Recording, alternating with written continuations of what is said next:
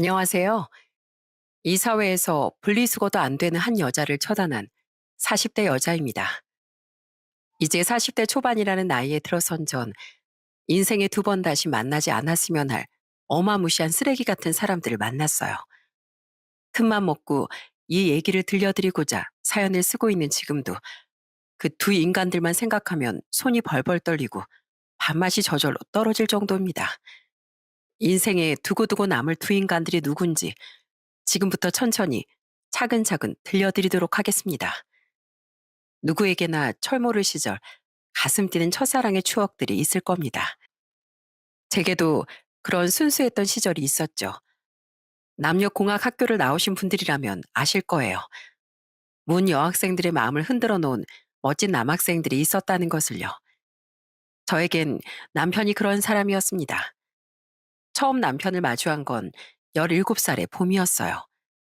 같은 중학교에서 올라온 친구들이 대부분이었기에 빠르게 학교 생활에 적응할 수 있었고, 또 남녀공학이었기에 남자아이 여자아이 할 것 없이 두루두루 잘 지내던 전 그날도 복도에서 체육복을 입고 뛰어다니며 친구들과 장난을 치고 있었어요.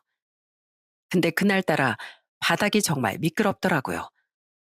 달릴 때도 몇 번씩 발을 삐끗거리긴 했지만 설마 넘어지겠어? 했는데 몸을 돌리는 그 순간 미끄러져 뒤로 넘어지고 말았습니다. 그런데 넘어졌는데도 아프다는 느낌이 없었고 뒤에 누군가를 깔고 있다는 느낌이 들어 황급히 뒤를 돌아보니 제 밑에 어떤 남학생이 같이 넘어져 있는 겁니다.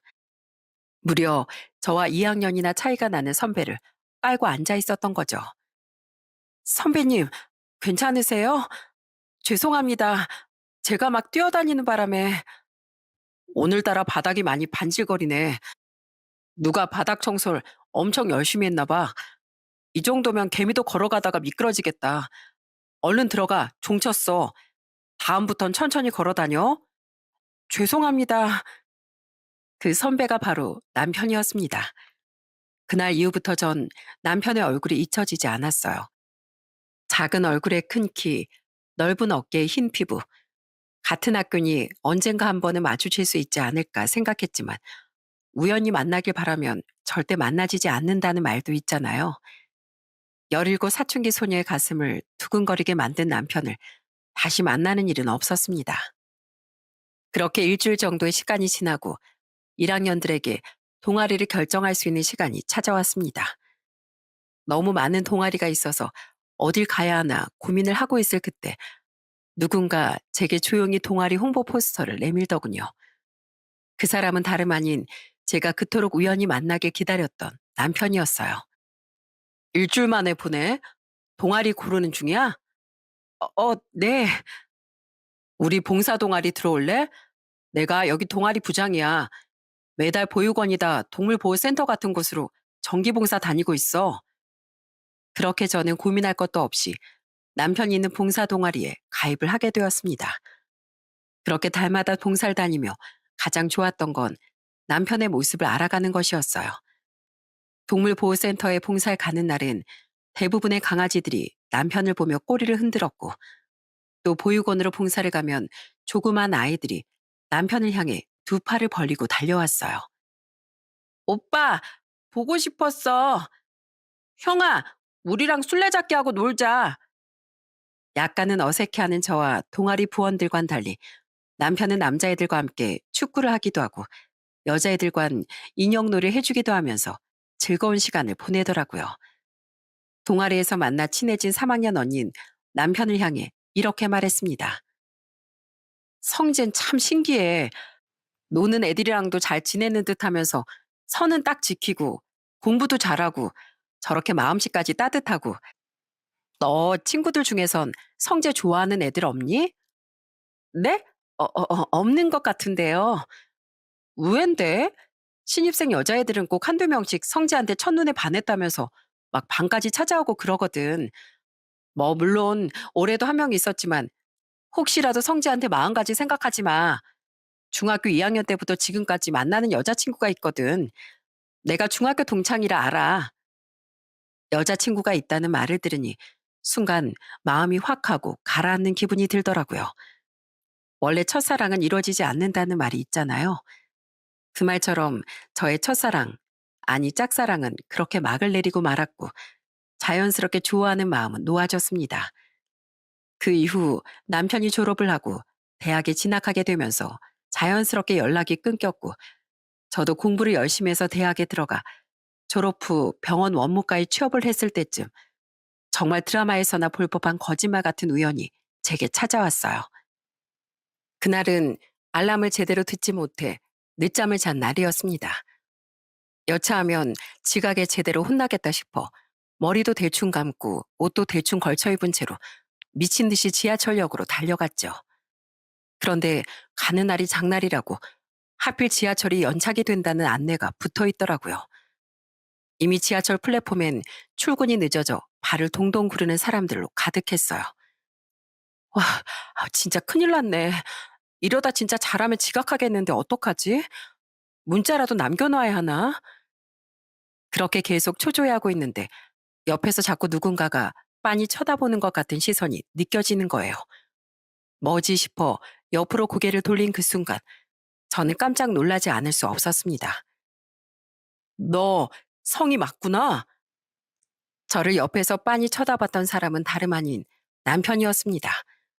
고등학교를 졸업하고 우연이라도 마주친 적이 없던 그 시절의 첫사랑을 13년 만에, 그것도 지각을 앞둔 시점에서 머리도 대충 감고 옷도 대충 입은 아주 꼬질꼬질한 모습을 한 채로 만나게 된 거죠. 반면 남편은 저와는 달리 옛날 모습 그대로더라고요. 이게 얼마만이야? 그동안 잘 지냈어? 학교 졸업하고 나서도 계속 연락할 줄 알았는데 나 좀 서운했다. 사느라고 바빠서 그렇죠 뭐. 학교 다니랴 아르바이트 하랴 또 취업 준비하랴. 그나저나 진짜 오랜만이네요. 여기서 만나게 될 줄은 몰랐는데. 그러니까 그나저나 이 시간에 지하철 타러 온 거 보니까 출근하는 길인 것 같은데 직장이 어디야? 아, 저 동대문 쪽 병원 업무과에서 일하고 있어요. 동대문? 나도 동대문 쪽에서 일하는데 나 공무원 됐거든. 그쪽 동사무소에서 근무하고 있어. 내릴 때 같이 내리면 되겠다. 13년 만에 만난 첫사랑이 공무원이 되어 저와 같은 동네에서 일을 하고 있다는 게 참 신기했어요. 저희는 우연한 만남을 계기로 서로 바뀌어버린 휴대폰 번호를 주고받았고 그렇게 연락을 하게 됐습니다. 같은 동네에서 근무를 하고 있었고 마감 시간도 얼추 비슷했기에 저흰 자주 만나서 밥을 먹기도 하고 또 너무 힘들었던 날엔 같이 근처의 작은 맥주집에서 맥주를 한 잔 기울이며 힘든 일을 털어놓기도 했어요. 그러다 보니 자연스럽게 말을 놓게 됐고 호칭은 자연스럽게 선배에서 오빠로 바뀌게 됐죠. 그 시절의 따뜻한 성격은 그대로였기에 살짝 그 시절처럼 가슴이 두근거렸습니다. 그런데 그 두근거림과 묘한 설렘을 남편도 같이 느낀 것 같았어요. 그렇게 자주 만나 같이 시간을 보낸 지 한 달 정도 됐을 때 남편이 먼저 고백을 하게 됐고 저희는 30대의 나이에 연애를 시작했답니다. 오빠, 그거 알아? 나 고등학생 때 오빠가 내 첫사랑이었다? 뭐? 내가 네 첫사랑이었다고? 근데 왜 난 몰랐지? 그냥 말 그대로 첫사랑이었던 거지. 그때 정희 언니가 말해줬었어. 오빤 오래 만나고 있는 여자친구 있으니까 혹시나 마음이 있다면 접는 게 좋을 거다 하고. 그 소리를 듣고 계속 좋아할 여자가 세상에 어디 있겠어. 바로 마음 접고서 멀리서 오빠가 행복하게 해주세요 하고 빌기만 했지 뭐. 첫사랑은 원래 절대 안 이루어진다는데 비록 13년이 흘렀지만 네 첫사랑은 이루어진 셈이네. 첫사랑의 영광을 누리게 해주셔서 감사합니다. 남편은 본인이 제 첫사랑이었다는 걸 듣고 나선 제게 더 잘해주기 시작했습니다. 물질적으로 잘해주는 것이 아니라 항상 병원에 일이 생겨 늦게 퇴근을 할 때마다 병원 앞으로 데리러 와 저를 집 앞까지 데려다 주기도 하고 어느 날은 예고도 없이 제가 가장 좋아하는 꽃다발을 품에 안겨주기도 하고 제게 한없이 다정하고 따뜻하기만 했던 남편과는 1년 반 정도 연애를 하고 결혼을 약속하게 됐어요. 잘 지낼까 안부라도 묻고 싶었던 추억의 첫사랑이 이제 제 남편이 된 것이었죠. 그리고 결혼 허락을 받기 위해 시댁으로 인사를 드리러 간 날, 긴장을 한 것이 무색할 정도로 시부모님은 저를 두 팔 벌려 반겨주셨어요. 어서 와요. 우리 성재랑 고등학교 선후배 사이라고? 네, 맞아요. 같은 동아리 하면서 친해지게 됐어요. 둘이 만나서 이렇게 결혼을 할 거라곤 생각도 못 했을 텐데 학교 졸업하고도 꾸준히 연락했던 거예요? 아니요. 오빠가 졸업하자마자 바로 연락 끊겼어요. 오빠도 대학 다니느라 바빴을 거고 저도 공부하느라 엄청 바빴거든요. 그러다가 이제 지하철역에서 우연히 만나게 됐어요.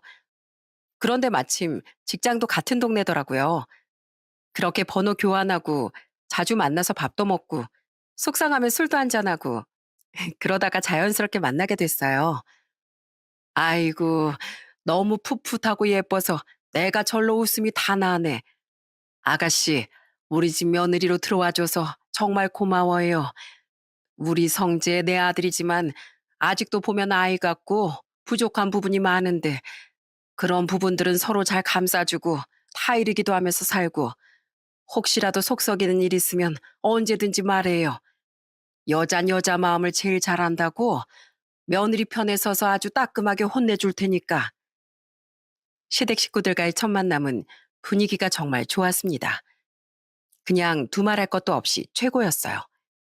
그렇게 시댁에 먼저 들르고 난 뒤 저희 친정 식구들에게도 남편을 소개시켜주는 날이 왔습니다. 저희 집은 족발집을 운영하고 있었기에 문을 닫는 시간에 맞춰 부모님께서 운영하시는 족발집으로 남편을 데리고 갔어요.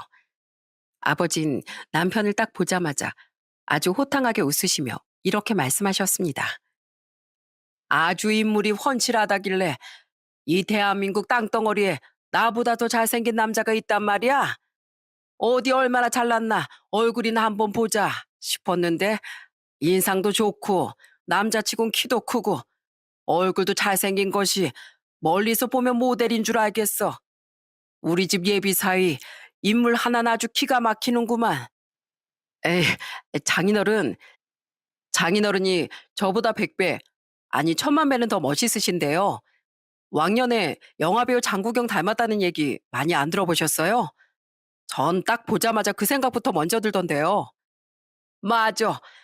내가 왕년에 장국영 닮았다는 소리를 아주 지겹게 듣고 살았지. 캬, 아주 보는 눈이 탁월해.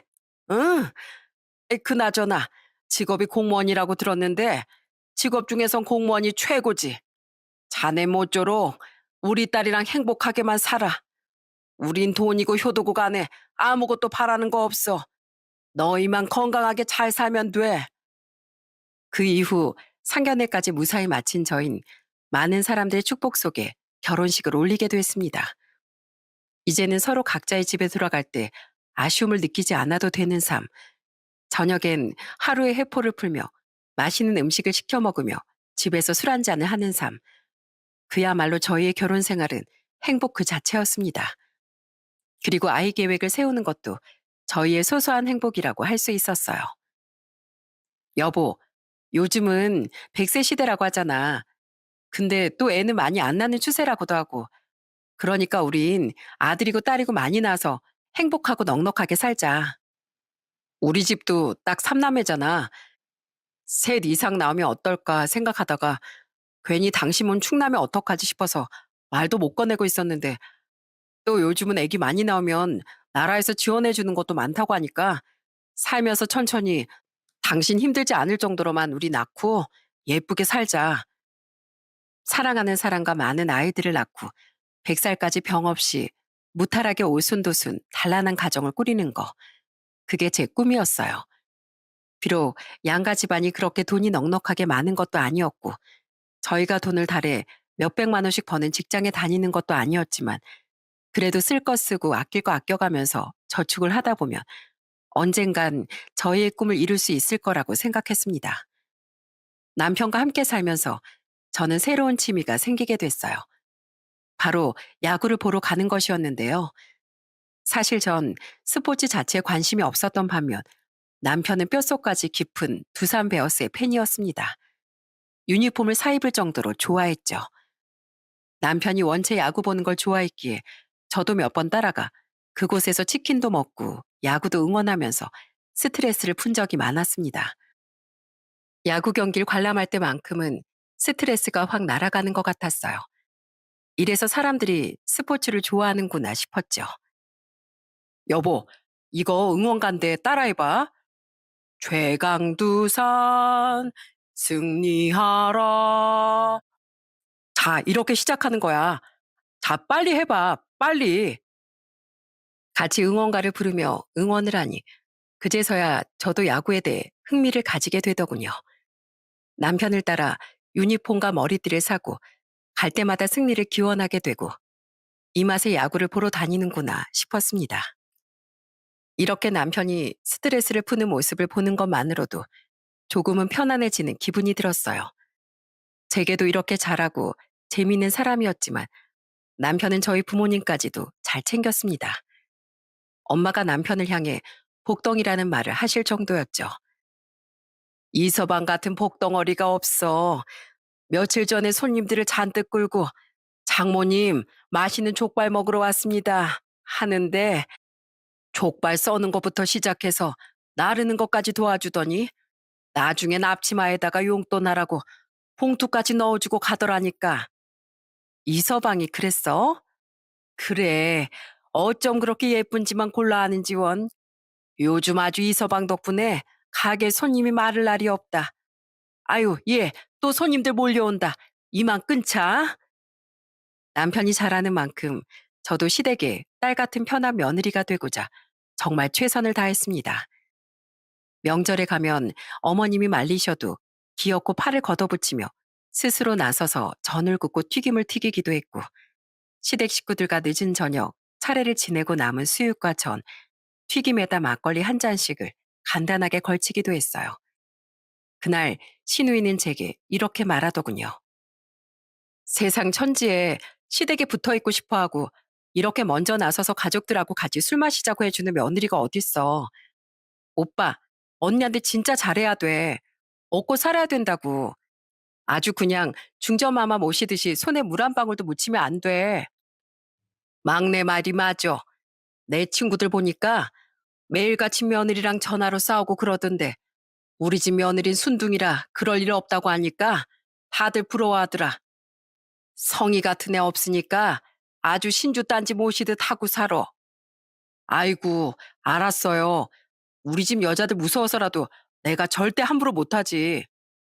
시댁과의 관계도 좋고, 친정 부모님과의 관계도 좋고, 부부 사이도 좋고, 무엇 하나 빠질 것이 없었지만, 딱 하나 부족한 것이 있다면, 결혼한 지 3년이 지났음에도 불구하고, 아이가 찾아와 주지 않는 것이었죠.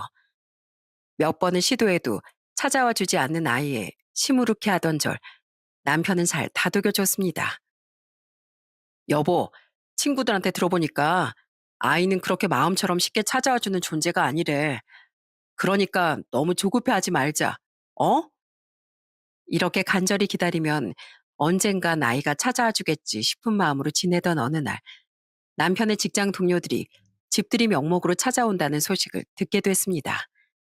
당연히 남편은 전날 제게 이런 사실을 말해줬기에 미리 시장에서 장을 보고 다른 때보다 일찍 퇴근해 제 나름의 정성이 담긴 음식들을 준비했죠. 그리고 저녁이 다가왔고 남편과 남편의 동료 3명이 집으로 들어왔습니다. 여보, 여긴 우리 계장님, 그리고 여긴 나랑 같이 일하고 있는 손인경 씨랑 최인혁 씨. 안녕하세요, 형수님. 저희가 괜히 민폐 끼치는 건 아닌가 모르겠습니다. 아유, 별 말씀을요. 어서 들어오세요. 그중 유일한 여자였던 인경 씨는 음식을 준비하는 제 옆으로 다가와 스스럼 없이 말을 걸었습니다. 혼자 나르기 힘드실 텐데 제가 좀 도와드릴게요. 어머, 아니에요. 손님이시잖아요. 저기 앉아 계세요. 아니에요. 저 이런 거 잘해요. 근데 제가 호칭을 뭐라고 불러야 할까요? 사모님이라고 부르는 건 좀 아닌 것 같고. 에이, 그냥 그럼 편하게 언니라고 불러요. 그럼 언니라고 부를게요. 언니, 수저랑 젓가락 좀 주세요. 이것부터 제가 세팅해 놓을게요. 그렇게 제가 만든 닭볶음탕, 새우구이와 월남쌈 등 정성을 담아 만든 집들이 음식으로 식사를 시작했습니다. 모두들 제가 만든 음식들을 한 입씩 먹어보더니 감탄을 금치 못하더라고요. 그중에서도 인경신 닭볶음탕을 한 입 먹어보더니 오묘한 표정을 지으며 제게 이렇게 말했어요. 언니, 솔직히 이건 언니가 만드신 거 아니죠? 밖에서 사오신 거죠? 그죠? 네? 아니에요. 이것도 집에서 제가 다 직접 만든 거예요. 친정엄마가 알려주신 레시피 따라 만들었는데 왜 그래요? 맛있어서 그런 거예요? 아님 입맛에 안 맞아서 그런 거예요? 진짜 너무 맛있어서요. 제가 닭볶음탕을 엄청 좋아하거든요. 언니, 저 다음에 이것도 해주실 거죠? 순간 다음이라는 말이 귀에 걸리기 시작했습니다. 다음에도 또 해달라는 건 우리 집에 또 오겠다는 건가? 싶은 생각이 들었죠. 인경신 같은 여자가 보기에도 참 밝았고 분위기를 잘 띄울 줄 아는 사람이었습니다. 자, 우리 주임님 집들이 기념으로 짠해요, 짠. 언니도 같이 짠해요. 에이, 저는 괜찮아요. 같은 직장 사람도 아닌데 제가 끼면 되나요? 언니, 이러시면 저 섭섭해요. 얼른 오세요. 그래, 여보, 얼른 와. 같이 짠하자. 인경신 참 밝은 사람이구나 생각하고서 3달 남짓한 시간이 흐른 어느 날, 제게 정말 생각지도 못한 불행이 찾아오고 말았습니다. 어느 날 저녁, 대학교 동창인 친구에게서 전화가 걸려왔습니다. 결혼식도 와줬고 연락도 하는 사이였지만 전화를 한 적은 없었기에 무슨 일이 있나 싶은 생각에 곧바로 전화를 받았죠. 소영아, 웬일이야? 네가 나한테 전화를 다 하고. 성희야, 나 오늘 경기 있는 날이라서 야구장에 왔거든? 근데 내가 모르는 게 있나 싶어가지고 전화했어. 뭐길래 그래? 너 혹시 이혼했니? 야, 결혼한 지 3년밖에 안 됐는데 뭔 이혼? 나 여기서 네 남편 봤어. 내 남편을 야구장에서 봤다고? 오늘 회식 있다고 하던데? 지금 문자로 사진 한 장 보냈으니까 봐봐. 이거 네 남편 맞지? 친구가 보내준 사진을 본 순간 저는 정말 큰 충격을 받고 말았습니다. 그 사진 속엔 저와 함께 야구장에 갈 때마다 입었던 유니폼을 입고 어떤 여자와 마치 부부처럼 어깨동무를 하면서 아주 신이 난 채 난리 부르스를 떨고 있는 남편이 있었어요. 성희야, 내가 친구로서 진지하게 말하는데 저거 누가 봐도 애인이야. 눈 뜨고 코 베이지 말고 제대로 알아봐. 알겠지? 고마워, 소영아. 그렇게 떨리는 손으로 전화를 끊고 저는 그 사진을 다시 확인했습니다. 어떻게 믿었던 남편이 이렇게 제 뒤통수를 칠 수 있는지 제 스스로가 너무 바보같이 느껴졌어요. 어떻게 보면 이런 것도 알아채지 못할 정도로 남편이 치밀하게 절 속였다는 거겠죠. 그리고 저는 남편의 옆에 있는 여자를 보고서 한 번 더 깜짝 놀라고 말았습니다. 그 여잔 저희 집에서 저더러 언니라고 부르며 밝게 대했던 인경 씨였기 때문이었죠. 세상에, 저희 집에서 아무렇지 않게 밥을 먹고 하하호호 웃었던 그 여자가 남편과 놀아나는 상간녀였을 줄 누가 알았겠어요?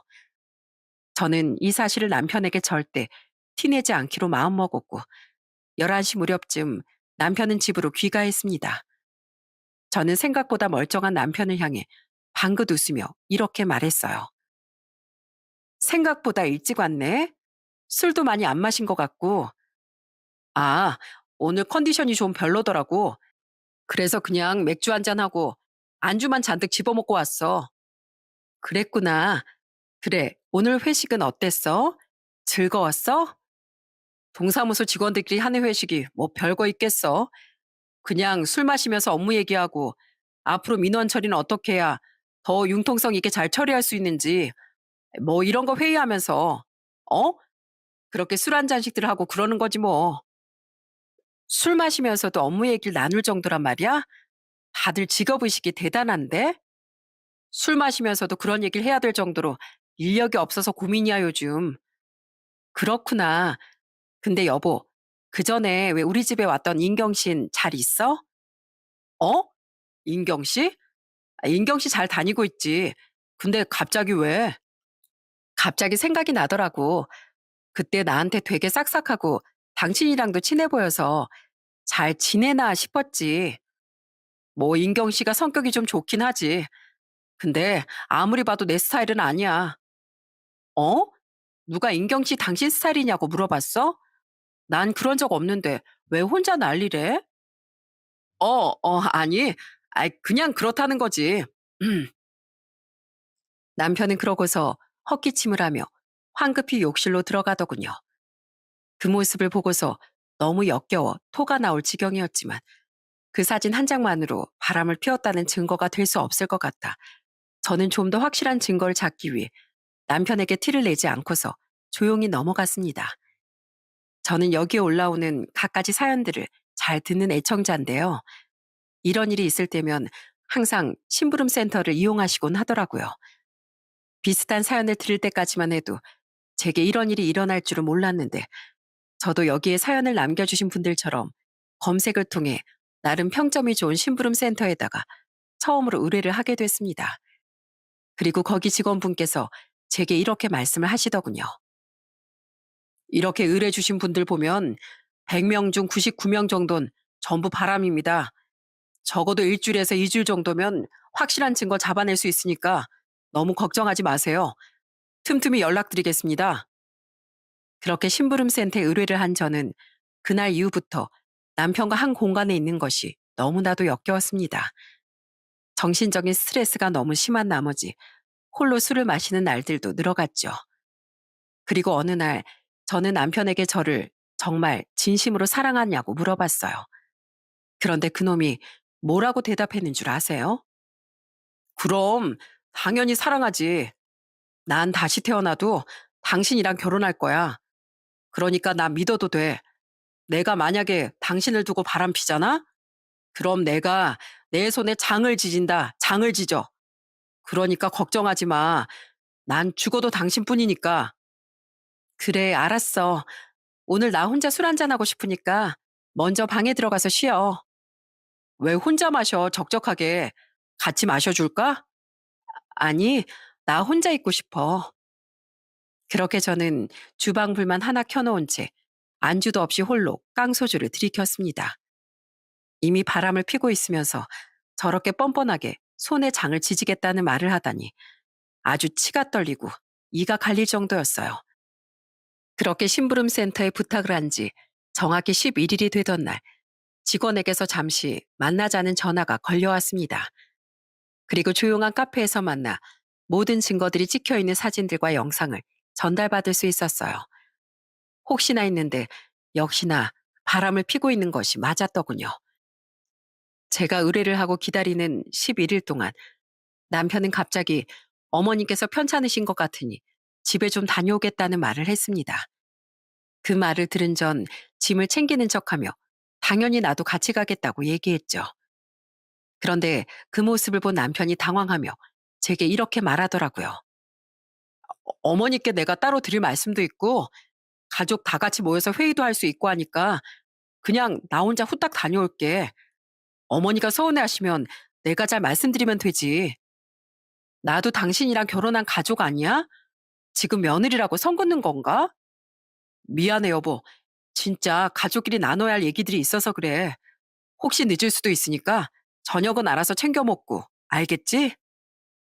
이렇게 말 같지도 않은 핑계를 대고 나간 날, 이날 남편은 그 여자와 함께 숙박업소에 있다가 온 것이었습니다. 다른 사람도 아닌 어머님이 편찮으시다는 거짓말까지 치고서 말이죠. 그리고 이어지는 무수한 사진들 속에서 해가 환히 떠 있는 대낮에도 둘이서 점심을 먹고 다니고 직원들 몰래 손을 잡고 다니는 등 온갖 역겨운 애정 행각을 벌이는 증거들이 적나라하게 찍혀 있더라고요. 저희가 살펴본 결과 바람이 맞습니다. 같은 동사무소에서 근무하는 직원으로 확인됐고요. 그런데 사모님, 조금 이상하다 싶은 게 있었어요. 이 두 사람 계속 산부인과에 들락날락거리더라고요. 아무래도 아이를 가진 게 아닌가 싶은데 저희가 그것까진 확인을 못 해봐서 우선 이것부터 좀 확인해 보셔야 할 것 같습니다. 산부인과를 들락거린다는 소식에 심장이 멈추는 듯한 느낌이 들었습니다. 둘이 숙박업소에 들락거리는 사진이 찍힌 걸로도 모자라 산부인과라니.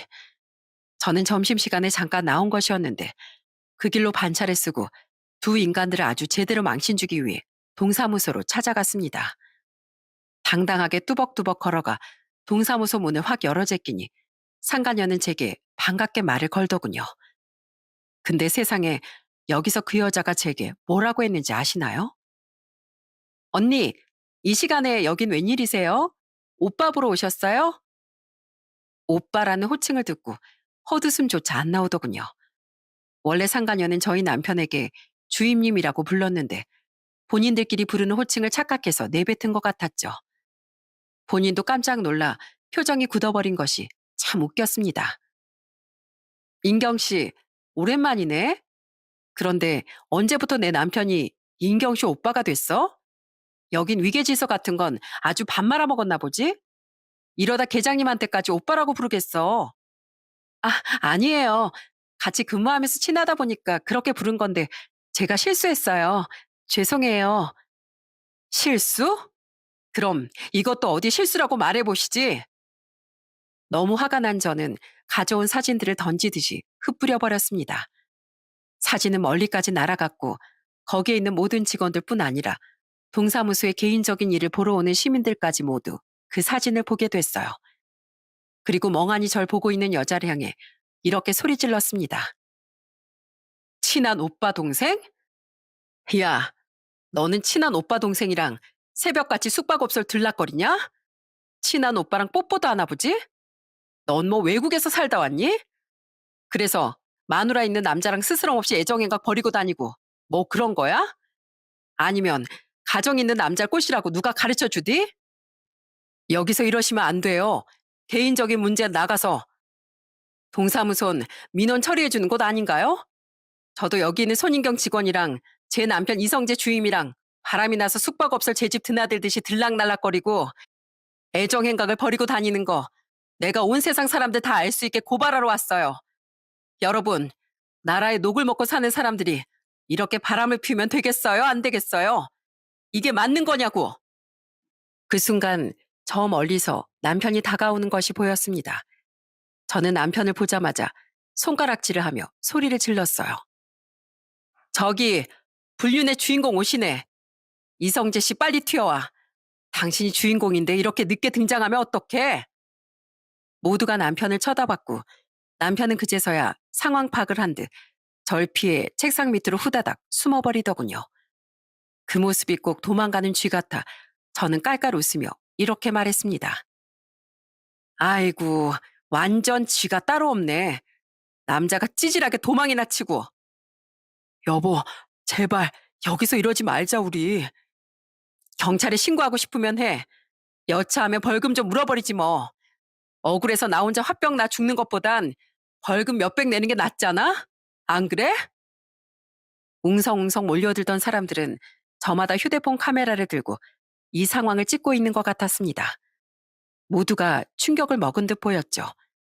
그때 손인경 그 여자가 달려와 제게 이렇게 소리쳤어요. 언니, 여긴 직장이잖아요. 제발 그만하세요. 그래, 니네 직장이지?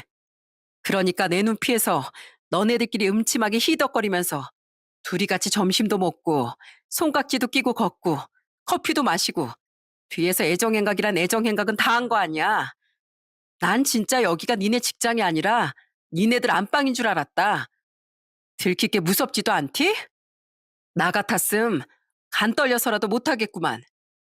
인경아, 나도 너처럼 좀 살아볼 걸 그랬다. 그 정도 배짱으로 살았으면 지금쯤 자리 하나 차지하고도 남았을 텐데. 여보, 그만해. 나 죽는 걸 보고 싶어서 이래? 내가 그만하길 바라면 일단 둘 다 내 앞에 무릎 꿇어. 그런데 두 인간들은 자존심이 허락하지 않는지 꼿꼿하게 허리를 펴고 버티고 있더군요. 그 모습이 너무 우스꽝스러워 두 인간들을 향해 이렇게 말했습니다. 지금 무릎 안 꿇잖아? 난 내일 동사무소 문 여는 시간부터 시작해서 마감 시간까지 여기 와서 죽치고 있을 거고 그 다음 날도 매일같이 여기 눈도장 찍을 거야.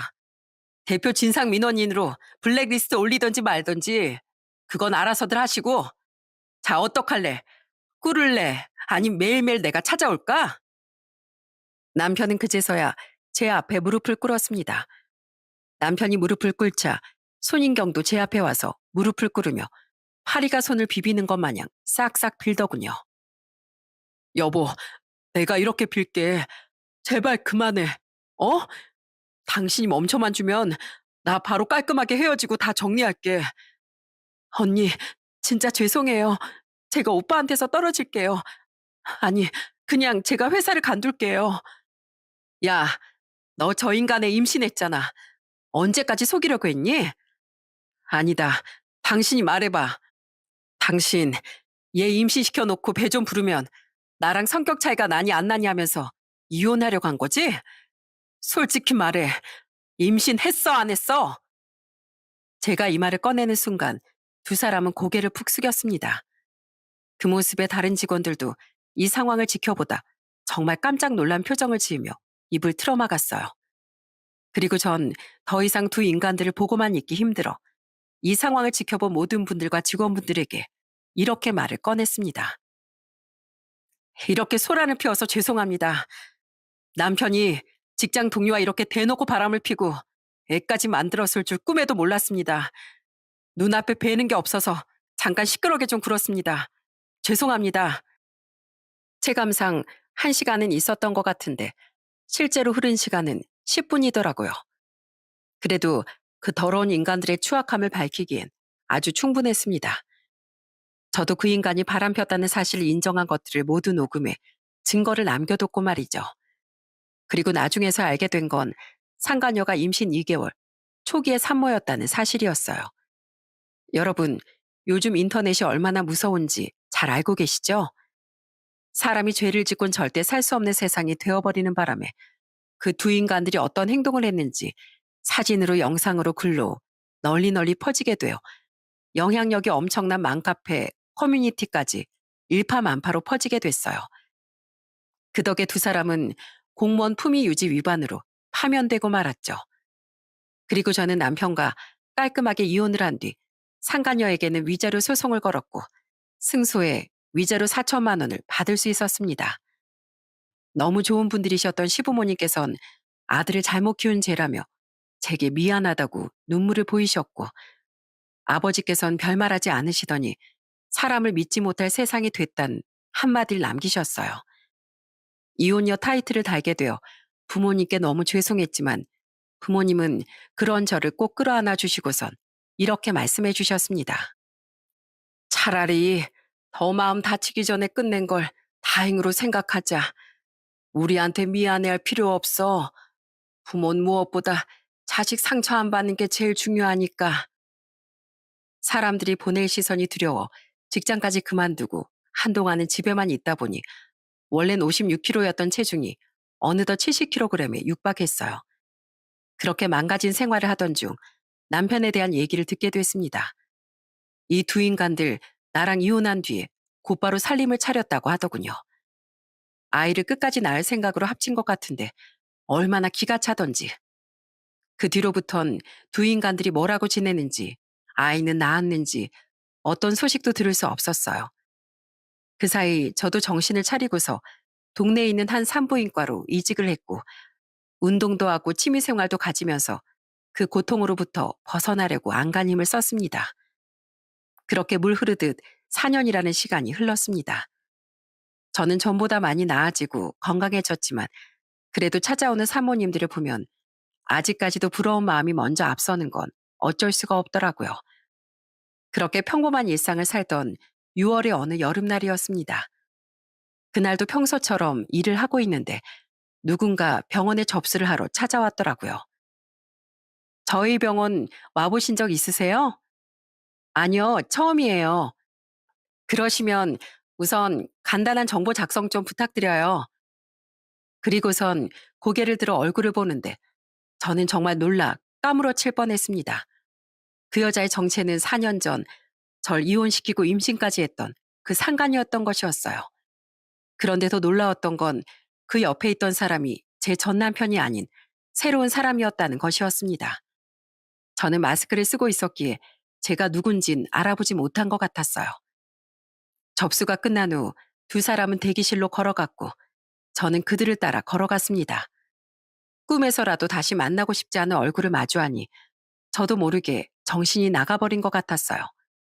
저는 그 옆에 조용히 앉아 상간녀에게 인사를 건넸습니다. 안녕하세요, 사모님. 오늘 기본검사 받으러 오신 거예요? 네, 전에 다니던 병원이 있었는데 거기 원장 선생님이 바뀌면서 너무 불친절해가지고 검색해보니까 여기가 괜찮다고 하길래 여기로 왔어요. 사모님이 좋은 사람이 아닌데 다른 사람한테 친절하게 바라면 안 되죠? 안 그래요? 지금 뭐라고 하셨어요? 상간녀가 언성을 높인 그 순간 저는 마스크를 천천히 벗고 상간녀에게 미소를 지어 보였습니다. 그 순간 상간녀의 얼굴이 급속도로 하얗게 질리더니 절 보면서 벌벌 떠는 게 아니겠어요?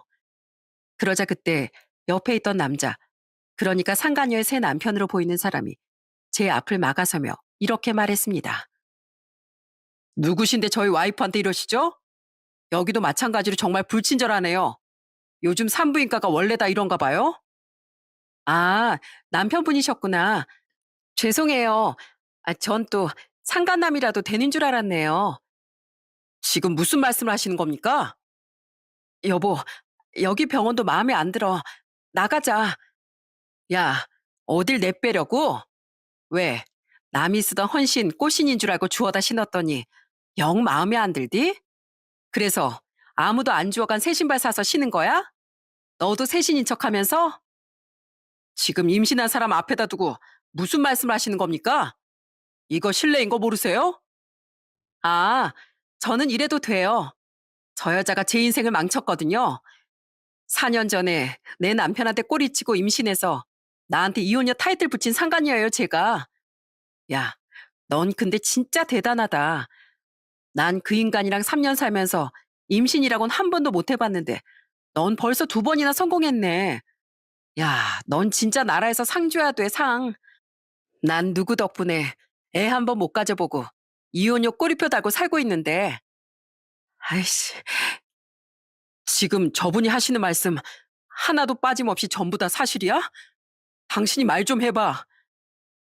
상간녀는 작게 욕을 중얼거리곤 고개를 푹 숙인 채 아무런 대답을 하지 않았습니다. 그러더니 벼랑간 고개를 들고서 제게 울고불고 아주 소리를 지르며 발악을 하더라고요. 제발 그만 좀 하라고요. 그만. 언제까지 그럴 건데요? 네? 저도 할 만큼 했어요. 시간도 지날 만큼 지났고 미안하다고 무릎도 꿇고 제가 할 수 있는 건 다 했는데 제가 뭘 더 해야 되는데요, 여기서. 뭘 얼마나 더 사지하고 꿇고 살아야 하느냐고요. 제발, 제발 그만 좀 해주세요. 제발요. 저도 너무 괴로워요. 숨도 쉬기 힘들 정도로 괴롭단 말이에요. 상간녀는 머리를 쥐어뜯으며 발악을 했고 상간녀의 새 남편은 맥없이 바닥에 주저앉았습니다. 그렇게 한참을 소리 지르던 상간녀가 혼자 병원을 나서고 그 새 남편이라는 사람은 상간녀를 따라가지 않은 채 제게 많은 것들을 물어봤어요.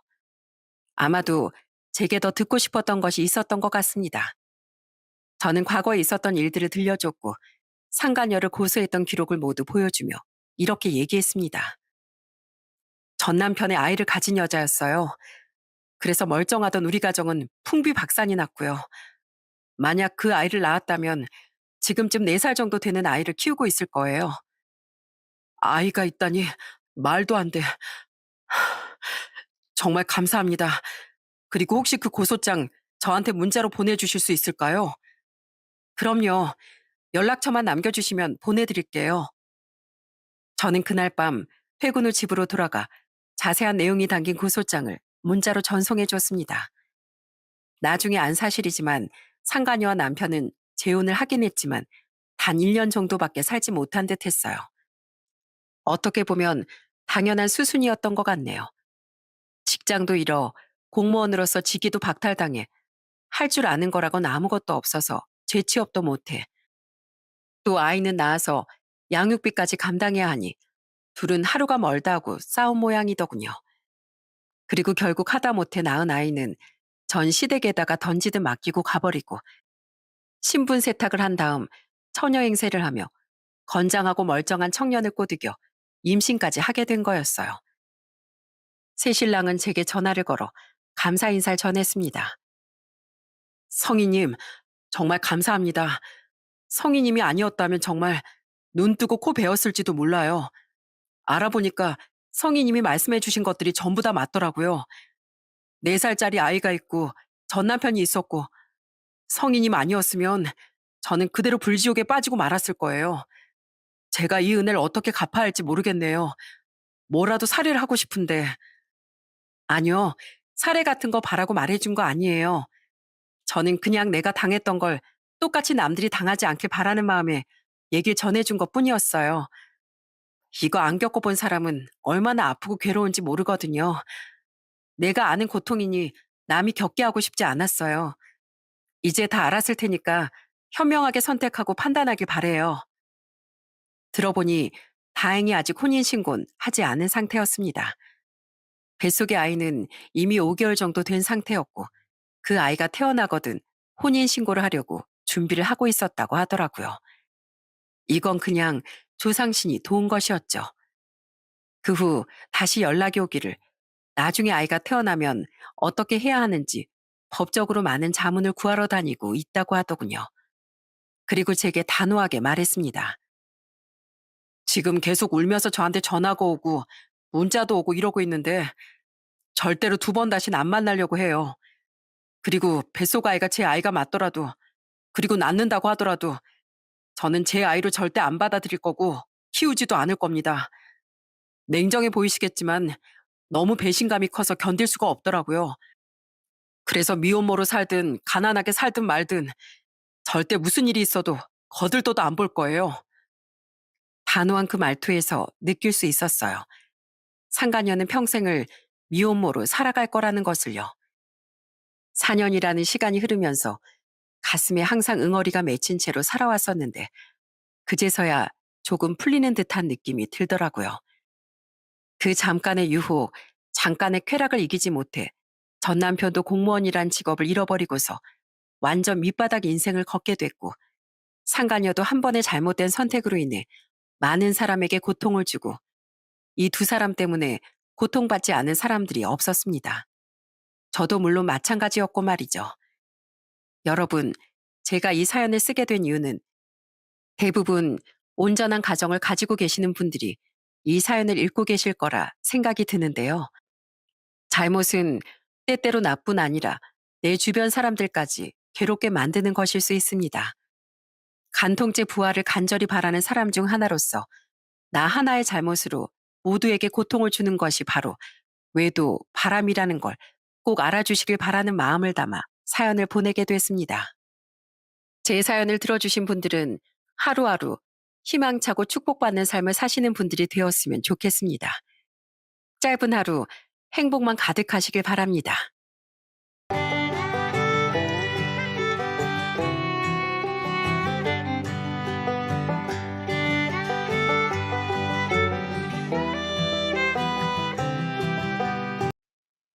안녕하세요. 저는 말도 많고 탈도 많은 시댁 식구들과 행복을 찾아가고 있는 40대 여자입니다. 결혼 생활을 하면서 참 많은 일들이 있었지만 그 중에서도 얄미운 저희 시모와 형님 때문에 벌어진 일들에 대해 이야기해 보려고 합니다.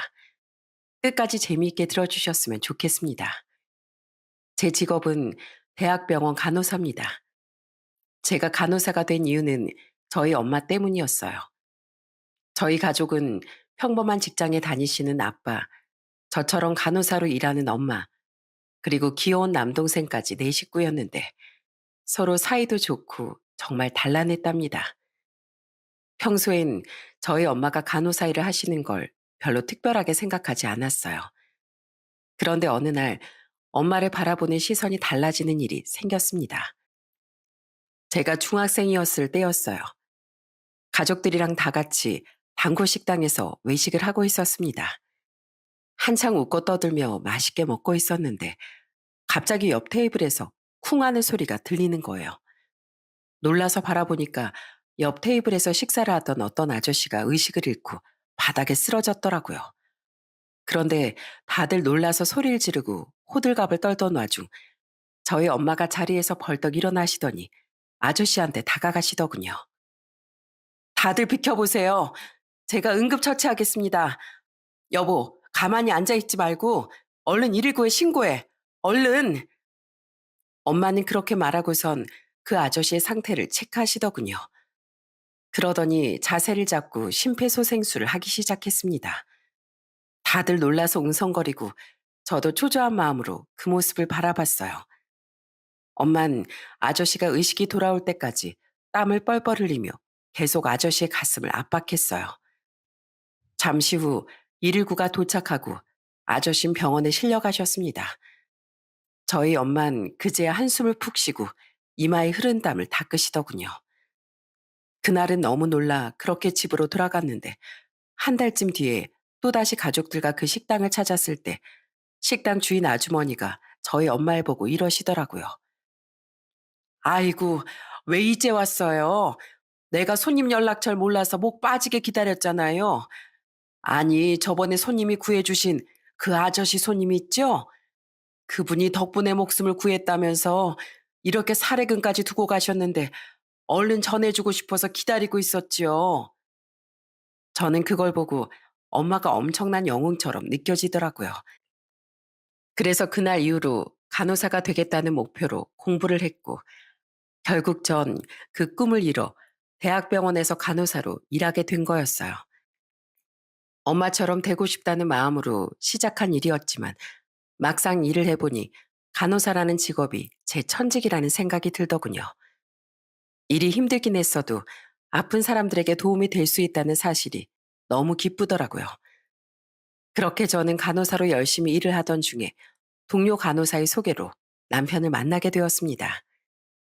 남편은 중견기업에 다니는 사람이었는데 성격이 정말 다정하면서도 남자답고 듬직했어요. 그래서 전 1년 좀 넘게 남편과 만난 후 결혼을 약속하게 되었습니다. 그리고 저와 남편은 결혼 허락을 받기 위해 저희 집에 인사를 드리러 갔어요. 남편은 저희 부모님과 간단하게 인사를 한 후 선물로 사간 사과 한 박스를 부모님께 드리더라고요. 장모님, 장인어른, 영주 사과가 그렇게 달고 맛있다길래 제가 한 박스 사왔습니다. 민주 씨한테 얘기를 들어보니까 두 분 다 과일을 좋아한다고 하셔서요. 그러자 저희 아빤 그 사과 박스를 보고 껄껄 웃음을 터뜨리셨습니다. 아이고, 영주 사람한테 영주 사과를 선물하는 사람이 어디 있나? 안 그래, 여보? 이거 우리 맨날 먹는 거잖아.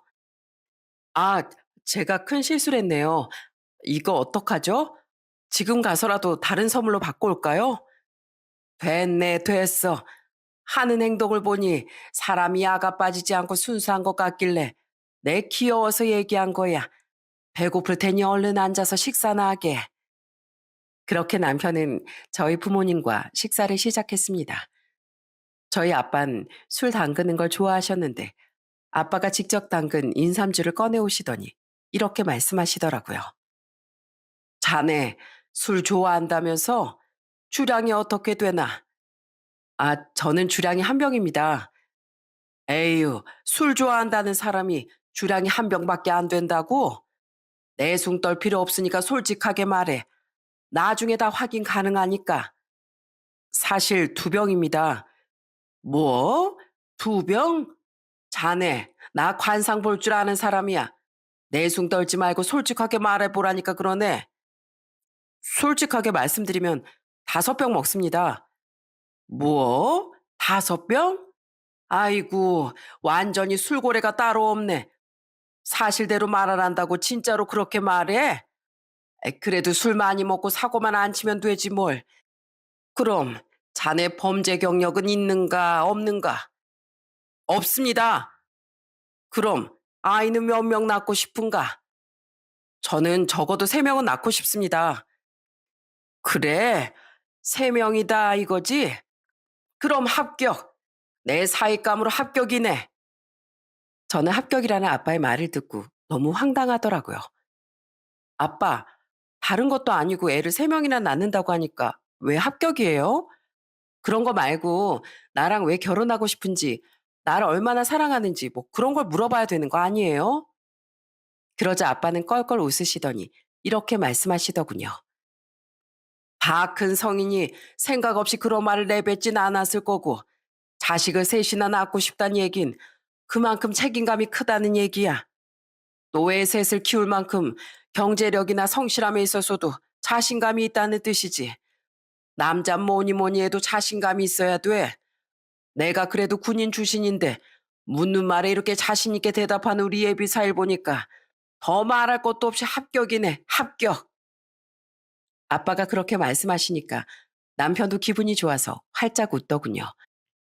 그날 저희 남편은 아빠가 따라주는 인삼주를 연거푸 들이키고 잔뜩 술에 취하고 말았어요. 장인어른, 제가 우리 민주 씨한테 이 세상 최고의 여자로 만들어주겠다고 장담은 못하지만 그래도 민주 씨 눈에 눈물 흘리지 않도록 최선을 다하겠습니다. 그래, 우리 민주 눈에 눈물 한 방울이라도 나게 하면 자네는 얼차려 각오해야 될 거야. 나 무서운 사람이니까 조심해. 알았지? 네, 명심하겠습니다. 그렇게 전 저희 부모님의 결혼 허락을 받고 이번엔 예비 시댁에 인사를 드리러 갔습니다. 남편한텐 1년 전에 결혼한 형이 있었는데 대기업을 다닌다고 하더군요. 그리고 예비 형님은 강남까진 아니지만 강북 쪽에서 성형외과 의사를 하고 있다고 하더라고요. 그런데 예비 시댁에서 식사를 하던 중 예비 시모가 저한테 이렇게 말하는 거예요. 그래. 직업이 간호사라고? 네, 간호사로 근무한 지 10년이 조금 넘었습니다. 그런데 말이야, 혹시 얘기 들었나? 우리 집에 의사가 있다는 거. 네, 들었어요. 예비 형님께서 성형외과 의사시라면서요? 그래. 아이, 그런데 의사랑 간호사는 레벨 차이가 너무 많이 나지 않나? 며느리끼리 그래도 수준이 좀 맞아야 되는 거 아니야? 저는 대놓고 그렇게 말하는 예비 시모의 말에 너무 황당하더라고요. 옛말에 직업에는 귀천이 없다고 저는 의사라서 고귀하고 간호사라서 하찮다고 생각하진 않습니다. 저도 간호사 되기 위해 공부 정말 열심히 했고 막상 의료 현장에 가보면 간호사도 얼마나 중요한 역할을 하는지 알 수 있어요. 저는 간호사라는 제 직업에 자부심을 느끼고 있고 열심히 일하고 있으니까 함부로 말씀하지 않으셨으면 좋겠네요. 그러자 옆에 있던 저희 남편도 예비 시모한테 한마디 하더군요. 엄마, 사람 기분 나쁘게 왜 초면에 그런 말씀을 하세요? 제발 말씀 좀 가려서 해주세요. 남편이 그렇게 말하자 예비 시아버지도 맞장구를 치면서 이렇게 말씀을 하시더군요. 아유, 당신은 도대체 언제부터 이렇게 기고만장해진 거야? 의사 며느리 하나 얻더니 개구리 올챙이적 생각 못하고 콧대가 잔뜩 높아져선 예비 며느라가 미안하다. 이 사람이 요즘에 머리에 쓸데없는 게 잔뜩 껴서 그래. 그러니까 이 사람이 하는 얘긴 한 귀로 듣고 한 귀로 흘려버리려무나. 솔직히 예비 시모 때문에 기분이 팍 상해 뒤엎을 뻔했는데 남편이랑 예비 시아버지까지 저렇게 말씀을 해주시니 참을 수가 있었어요. 그리고 그날 전 예비 시모가 보통 사람이 아니구나 하는 걸 느꼈습니다. 다음에 또 이런 일이 발생할 수도 있으니 철저히 대비해야겠다고 생각했죠. 그렇게 저는 30대 중반의 나이에 남편과 결혼을 하게 되었습니다. 결혼 후에 남편과 행복한 가정을 꾸리고 싶은 소망이 있었는데 그 소망을 깨뜨리는 사람이 두 명 있었어요. 한 명은 여러분들이 예상하시다시피 시모였고 또 한 명은 저희 형님이었습니다. 형님은 저랑 나이가 동갑이었어요. 심지어 생일은 제가 더 빨랐죠. 그런데 우리나라에서 나이가 어떻든 간에 집안의 위계 질서라는 게 있잖아요. 형님은 그 위계 질서를 철저히 이용하려고 하더군요. 결혼 후 첫 명절 때였어요. 시댁에 갔더니 시아버지가 반갑게 맞아주시더라고요. 왔냐? 차 많이 막혔지? 그래도 생각보다는 일찍 왔네. 여기까지 오느라 고생했다. 그런데 그때 누군가가 두둥하고 나오더군요. 그건 바로 저희 형님이었어요. 팔짱까지 끼고선 저를 째려보며 이렇게 말하더군요. 동서, 지금 몇 시야? 네? 지금 2시인데 왜요? 내일이 설날인데 2시에 와서 되겠어? 아침 일찍부터 와가지고 음식 준비를 해야 될 거 아니야. 지금 하루 종일 어머님 혼자 음식 준비하고 계시잖아. 이게 지금 며느리로서 할 짓이야? 다짜고짜 화를 내는 형님을 보고 황당해하고 있던 그때 시숙이 형님한테 이러더군요. 여보, 갑자기 왜 그래? 우리도 30분 전에 왔잖아. 에이씨, 조용히 해. 그런 걸 얘기하면 어떡해. 알고 보니 형님도 아침 일찍 온 게 아니라 저희보다 겨우 30분 일찍 왔더라고요. 그래 놓고 저한테 그런 말을 하는 걸 보니 아주 기가 막혔어요. 그래서 저는 형님이 그러던지 말던지 그냥 무시를 하고 주방으로 향했습니다. 어머님, 제가 좀 늦었죠? 좀 더 빨리 올 걸 그랬나 봐요. 그래, 얼른 앞치마 입고 전부터 좀 붙여라. 할 일이 아주 산더미니까 부지런하게 움직여야 돼. 그렇게 시모와 함께 음식 준비를 하려던 전 형님을 보고 깜짝 놀라고 말았습니다. 형님이 소파에 앉아 코미디 프로를 보면서 깔깔 웃고 있는 거예요. 아버님, 너무 웃기지 않아요? 진짜 저 개그맨만 나오면 제 배꼽이 다 빠져버릴 것 같다니까요. 너무 웃겨 죽겠어. 저보곤 일찍 와서 음식 준비를 도우라더니 본인은 TV를 보며 웃는 걸 보고 너무 황당하더군요. 그래서 저는 시모한테 이렇게 말했습니다. 어머님, 그런데 왜 형님은 저렇게 그냥 놀기만 하고 어머님이랑 저만 음식 준비를 해야 되는 거예요? 할 거면 다 같이 해야죠. 네 형님이 성형외과 의사에다가 얼굴도 예쁘지 않니? 병원에 오는 손님들이 네 형님 보고 원장님처럼 얼굴 성형해달라고 한다더라. 저 얼굴 자체가 얼마나 중요한데 전부 치다가 얼굴에 기름이라도 튀면 어떡하니? 그리고 뜨거운 불 앞에서 있으면 피부도 늘어지고 안 좋아. 네? 그런 이유로 혼자 일을 안 한다고요? 참나, 별로 예쁘지도 않은 것 같은데 핑계도 참 이상하네. 뭐라고? 너 방금 뭐라고 했니? 아니에요. 어머니 말씀이 맞아요. 저는 가짜는 이유로 혼자 놀고 있는 형님도, 그리고 그걸 두둔하고 있는 시모도 정말 어이가 없었어요. 솔직히 성형을 하러 오는 손님들이 형님 얼굴처럼 성형해달라고 한다는 것도 뻥인 것 같더라고요. 형님은 성형한 게 딱 티가 나는 얼굴이었는데 그조차도 그냥 평범했거든요. 솔직히 말해서 저보다 안 예쁘다고 생각했어요. 그런데 형님은 본인 얼굴에 대한 자신감이 넘치는 것 같더군요. 하루는 시댁에 갔는데 형님이 저한테 이러는 거예요. 동서, 혹시 사람들이 동서 얼굴 보고 대칭이 안 맞는다거나 비호감이라고 얘기하지 않아? 내가 동서 얼굴을 딱 보니까 그런 소리 많이 듣게 생겼네. 형님, 저 그래도 자연미인이에요. 뭐 얼굴이 조금 비대칭적일 순 있어도 이 오똑한 코도 제 거고 볼록한 이마도 제 거거든요.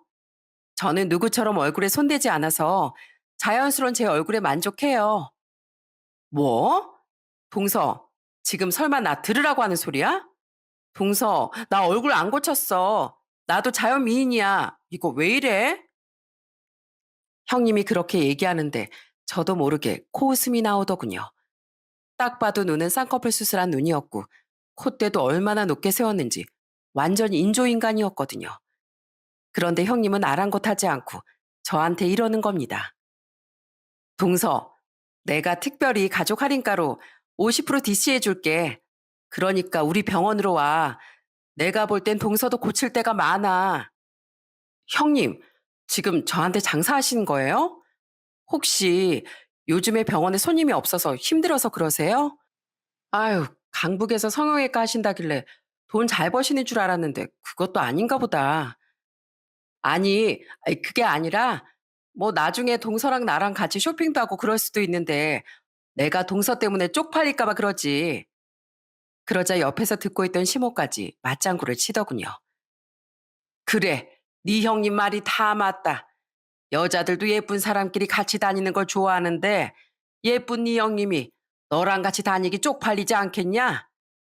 어머, 어머님, 저 예쁘다는 소리 엄청 많이 들어봤는데요. 저 학교 다닐 때 저 따라다니는 남자들도 엄청 많았어요. 그런데 우리 형님 보니까 눈도 저보다 작고 얼굴도 넙대대하고 몸매도 저보다 별로 안 좋은 것 같은데요? 형님이 저보다 나은 걸 뭐 딱히 모르겠네요. 야, 너 지금 그게 무슨 소리야? 동서, 지금 말 다 했어?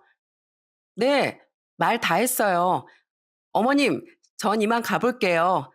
두 분이서 제가 쪽팔리다니까 사라져 드려야죠. 아참, 형님, 제가 나중에 선물 하나 갖다 드릴게요. 뭐? 무슨 선물? 거울이요, 거울. 한번 거울을 보면서 형님 얼굴에 대해서 객관적으로 다시 평가 한번 해보시길 바래요. 그럼 쪽팔리게 생긴 이 사람은 먼저 가보겠습니다. 저는 그렇게 말하고선 남편을 끌고 시댁을 나와버렸어요. 결혼한 사람들 보면 시댁 식구들이랑 이런저런 갈등이 많이 있는 것 같은데 외모를 가지고 이렇게 시비 거는 시댁이 있을 줄은 몰랐습니다. 그런데 저희 시모는 심지어 월급 가지고도 저랑 형님을 비교하더라고요. 야, 너 간호사 월급 얼마나 되니? 하긴 뭐 의사로 일하는 우리 큰애하고는 비교도 안 되겠지. 요즘엔 여자들도 능력이 있어야 된다는데 네 형님 좀 보고 배워라, 배워. 어머님, 저도 월급 그렇게 적지 않거든요. 그러는 어머님은 연봉이 얼마신데요? 지금 아무 일도 안 하시니까 연봉이 0원이시네요. 어머님이야말로 저한테 좀 배우셔야겠다. 뭐? 이게 어디 시애미한테 못하는 말이 없어? 왜요? 연봉 더 높은 사람한테 배워야 된다면서요. 그러니까 어머님도 저한테 배우시라고요. 그런데 시모는 저를 형님과 비교하는 것도 문제가 있었지만 또 하나의 문제가 더 있었습니다. 그건 바로 호칭 문제였어요. 어머님, 왜 자꾸 저한테 야라고 부르세요? 제 이름이 야예요? 형님한테 맨날 우리 예쁜 며느리 이러면서 왜 사람을 차별하시냐고요. 그리고 왜 저희 엄마 아빠한테 너네 엄마, 너네 아빠라고 하시는데요? 안사돈이랑 박가사돈이란 호칭이 있잖아요. 어머님은 저보다 어른이시면서 그런 것도 모르세요? 야, 내가 호칭을 뭘로 부르든 그건 내 마음이야. 여기가 무슨 공산국가냐? 다 정해진 대로 하게. 우리나라는 민주주의 국가야. 나 하고 싶은 대로 하는 거라고. 그런데 그때 저희 남편이 나섰습니다. 엄마, 제발 그러지 좀 마세요. 제가 저번부터 몇 번이나 말씀드렸잖아요. 형이랑 아버지까지 다 말리는데 왜 말을 안 들으세요? 왜 사람을 자꾸 기분 나쁘게 만드시냐고요? 그러자 이번엔 옆에 있던 시누이까지 한마디 하더라고요. 오빠, 우리 엄마 아무래도 귓구멍이 막힌 것 같아. 이비인후과에 한번 가봐야 되는 거 아니야? 사람이 저렇게 여러 번 말했는데도 못 알아듣는 거면 문제 있는 거잖아. 아니면 설마 벌써 치매인가? 뭐야? 너희들 지금 엄마한테 그게 무슨 소리야? 어? 이상하다. 방금 말한 건 또 잘 듣네. 난 또 엄마가 치매라도 걸린 줄 알았지. 올케 언니, 아무래도 우리 엄마 상태가 정상이 아닌 것 같으니까 그냥 무시하세요. 말 잘 통하는 우리끼리 커피나 마시러 가자고요. 그러자 시모는 짜증을 내며 혼자 씩씩거리더군요. 자식들까지 하지 말라는 짓을 왜 자꾸 하는지 모르겠더군요. 그렇게 저는 시모랑 형님이랑 티격태격하며 결혼 생활을 하던 중 결혼 1년 만에 아들을 낳게 되었어요. 그런데 제가 출산을 하자 시모가 저한테 찾아와 이러더군요. 야, 너희 집 근처에 헬스장 있지? 내가 너 출산 선물로 헬스장 끊어주마. 네? 헬스장이요? 그래. 너 지금 아주 물에 퉁퉁 부른 오징어 같이 생겼어. 아무리 방금 애를 낳았다지만 나이도 젊은 애가 몸이 이렇게 부풀어서야 되겠니? 난 뚱뚱한 며느리 싫다. 어디 같이 다닐 때 쪽팔리진 않아야 될 거 아니야. 어머님, 방금 출산한 사람한테 뚱뚱하다고 헬스장을 끊어주는 사람이 어디 있어요? 그리고 어머님은 키도 저보다 훨씬 작으시면서 몸무게가 68kg나 나가시잖아요. 저희 남편 낳으신 지 40년 가까이 되어 가는데 그때 찐 살을 왜 아직도 못 빼셨어요? 저 헬스장 필요 없으니까 그 돈으로 어머님이 헬스장 끊어서 다니세요. 세상에 방금 출산한 사람한테 뚱뚱하다고 살 빼라는 시모가 어디 있나요? 정말 기가 막혀서 웃음도 안 나오더라고요. 그런데 더 어이없는 건 뭔 줄 아세요? 형님이 저랑 비슷한 시기에 임신해서 제가 아들을 낳은 지 2달 후에 애를 낳았거든요. 그런데 시모가 형님한텐 2주에 800만 원이나 하는 산후조리원을 끊어준 겁니다. 아주 사람을 차별해도 너무 대놓고 차별을 하더라고요. 그것 가지고도 저희 남편이 시모한테 얼마나 따졌는지 모릅니다. 나중에 시아버지가 미안하다며 저한테 용돈을 두둑히 주시더라고요.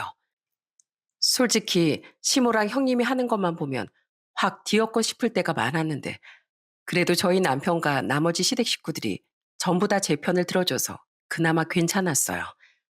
그냥 성격 이상한 둘이서 쿵짝이 잘 맞는구나 하고 생각하기로 했죠.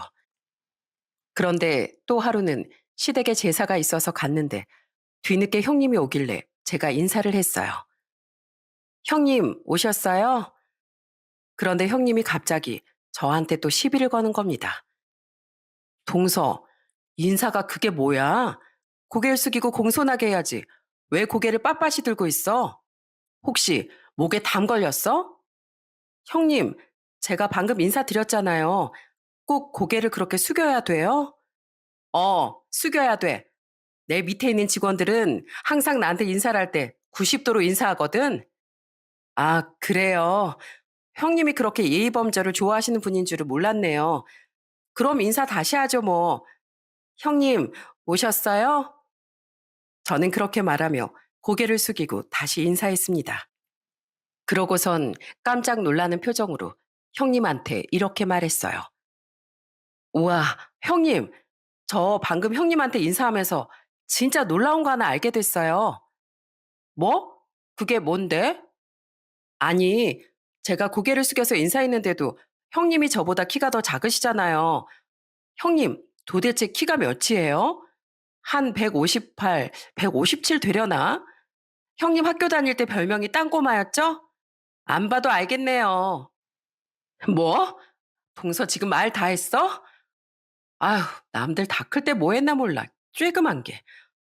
뭐야, 방금 그거 나한테 얘기한 거야? 네? 저 그냥 노래한 건데요?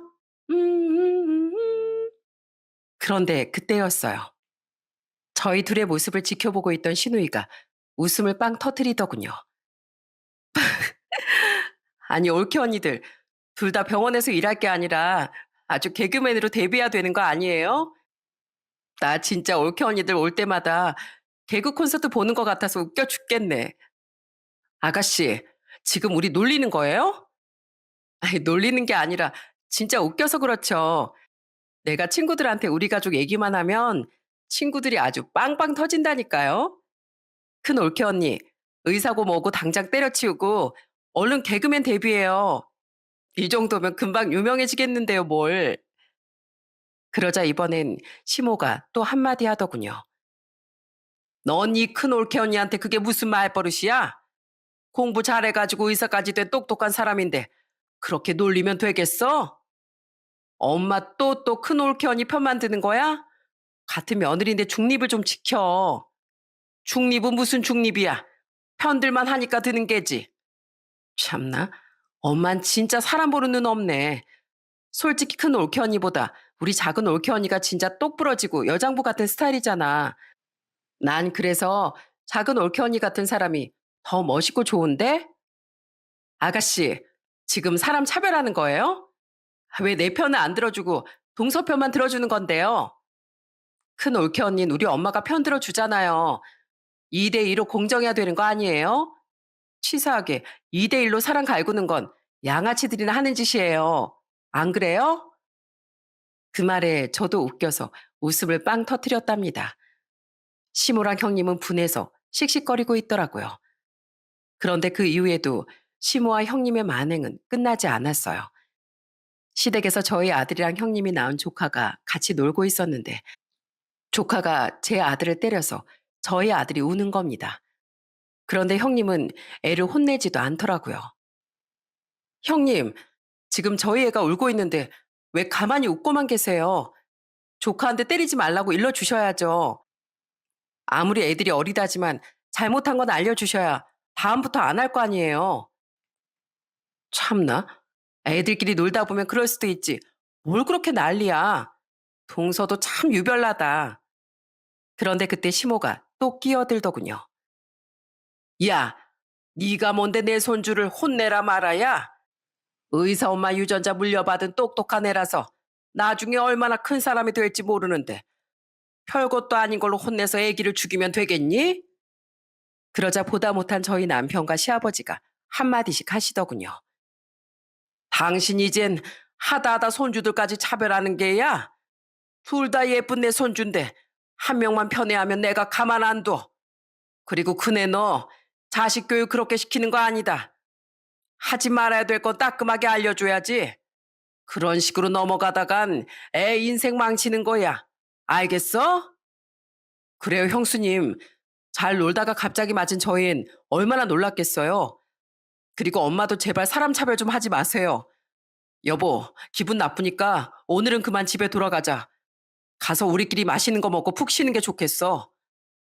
그렇게 저는 남편과 함께 시댁을 나와버렸습니다. 그 이후로 한동안은 조용했어요. 그래서 저도 다시 기분을 풀고 시댁 식구들과 함께 여름 휴가로 해수욕장을 갔습니다.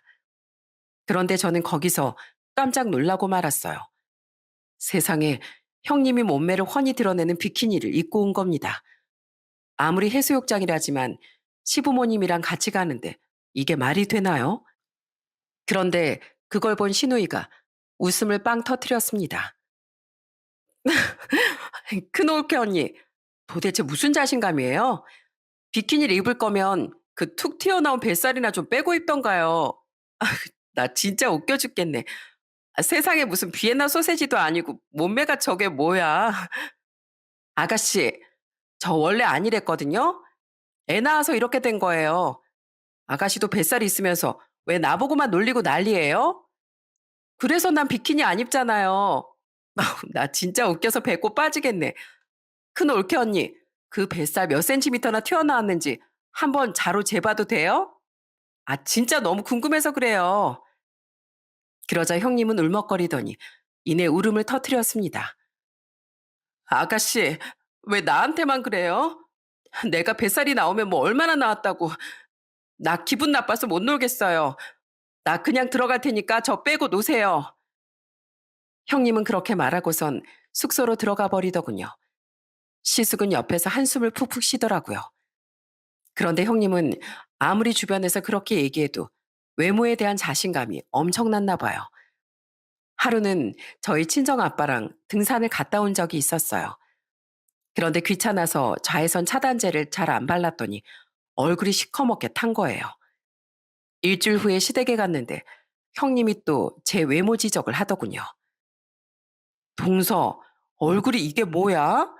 안 그래도 빈티나게 생겼는데 얼굴이 시커멓게 타니까 더 없어 보인다. 제 얼굴이 왜요? 등산 갔다 와서 탔는데 건강해 보여서 좋구만. 또 왜 시비를 거세요? 시비가 아니라 진짜 웃겨서 그렇지. 아휴, 여자가 돼서 관리 좀 해야 되는 거 아니야?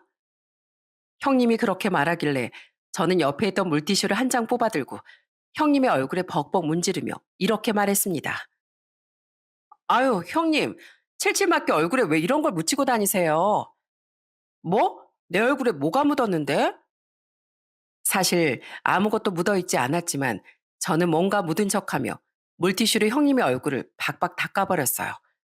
그러자 누리끼리한 형님의 맨 얼굴이 나오더군요.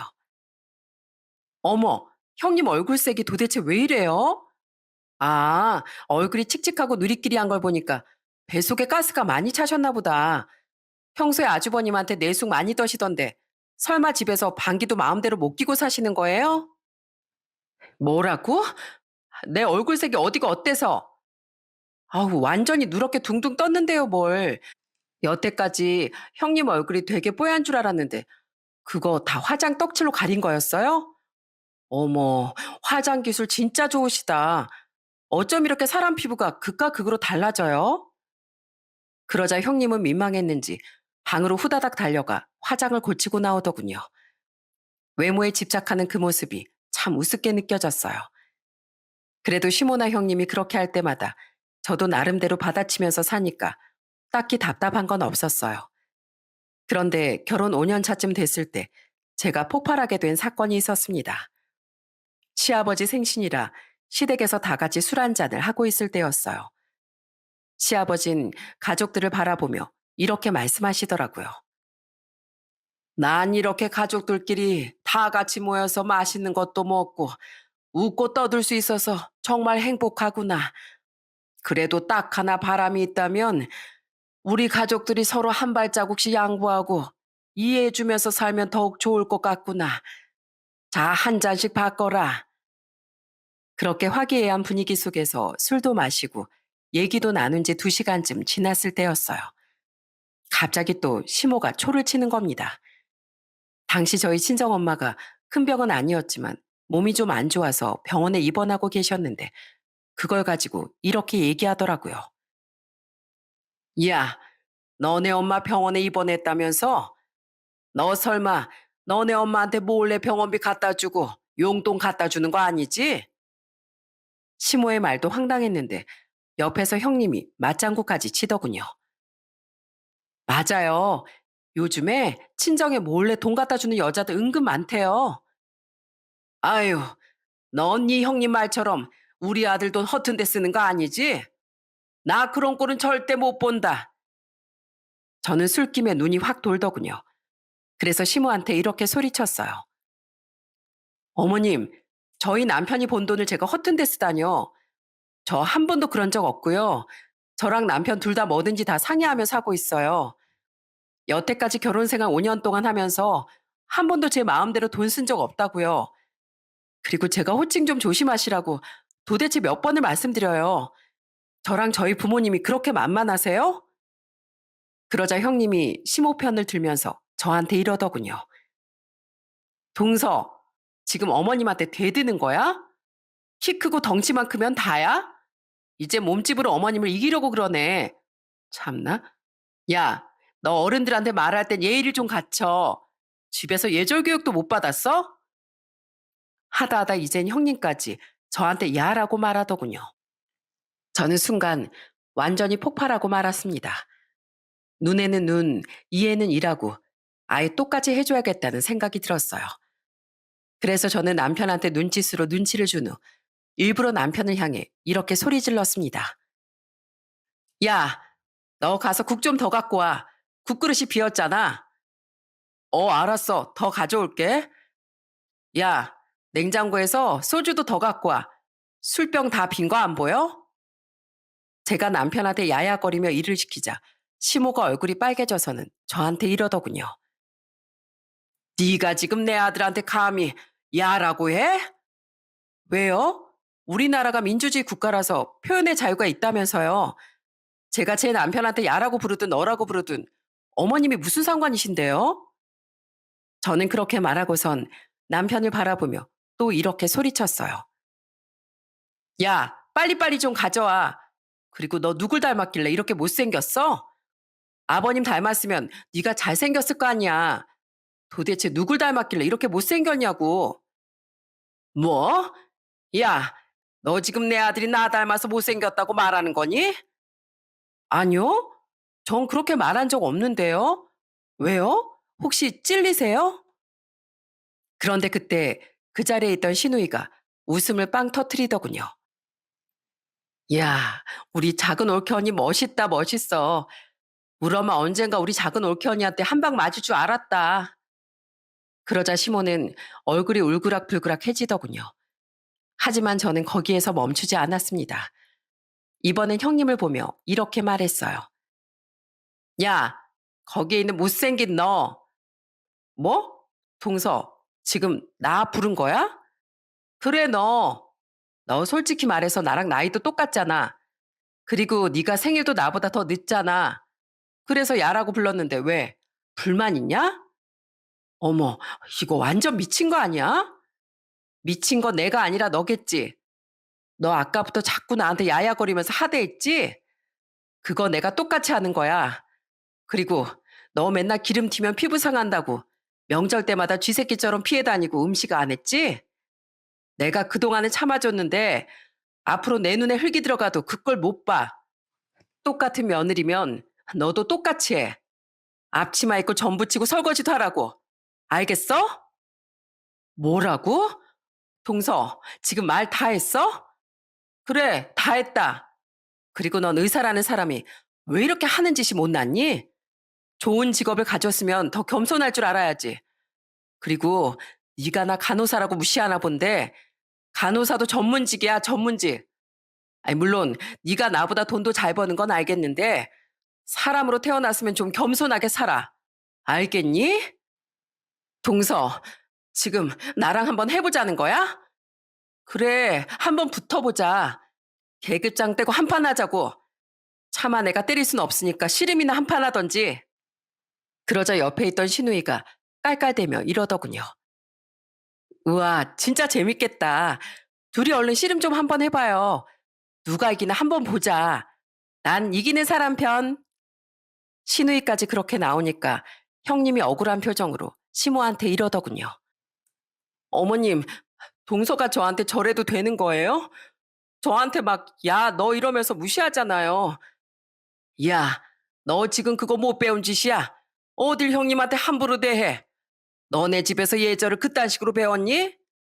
이거 다 어머님이 저한테 가르쳐 주신 거잖아요. 저한테 맨날 야야거리시길래 그거 똑같이 배워서 따라한 건데 뭐가 잘못됐어요? 그렇게 싸움이 커지자 시아버진 뒷목을 잡고 쓰러지시더군요. 저는 그런 시아버지한테 봉투 하나를 드리면서 이렇게 얘기했습니다. 아버님, 오늘 생신이신데 술 안 피워서 죄송해요. 이거 50만 원이니까 이걸로 친구분들이랑 맛있는 거 많이 사드세요. 그런데 50만 원이라는 소리에 시모의 눈이 뒤집어졌습니다. 뭐야, 너네 생일 때 30만 원 줬으면서 왜 네 시애비한테 50만 원이야? 그건 제 마음이죠. 어머님도 저랑 형님이 애 낳았을 때 선물로 차별한 거 기억 안 나세요? 민주주의 국가인데 주고 싶은 사람 마음대로 주는 거잖아요.